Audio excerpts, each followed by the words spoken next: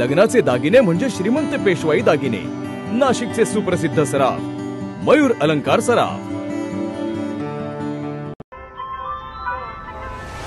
ताज्या बातम्यांसाठी नाशिक न्यूजच्या YouTube चॅनलला सबस्क्राइब करा आणि बेल आयकॉनला प्रेस करा।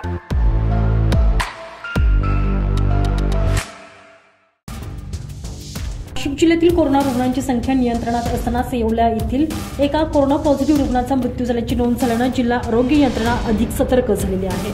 सध्या 14 बाधित रुग्णांवर उपचार सुरू असून 10 रुग्णांमध्ये सौम्य लक्षण असल्याने त्यांच्यावर घरी तर 3 जणांवर रुग्णालयात उपचार सुरू आहे। एका रुग्णाने कोविडवर मात केली असून दरम्यान मृत्यू झालेला कोरोना रुग्ण हा कोविड असल्याचं सांगण्यात आलेलं आहे।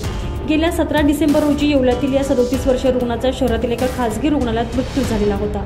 या रुग्णाला इतर अनेक आजार असल्यामुळे मृत्यूचे नेमके कारण समजावे यासाठी डेथ ऑडिट करण्यात आलेलं होतं। या ऑडिटचा अहवाल गेल्या 27 डिसेंबर रोजी जिल्हा आरोग्य विभागाला प्राप्त झालेला असून कोविडमुळे मृत्यू झाल्याचं निदान झालेलं आहे।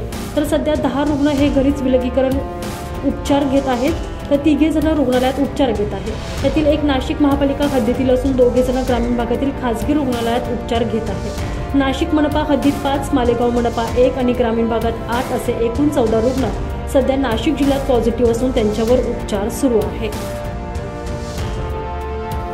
Bureau report, Nashik news, Nashik.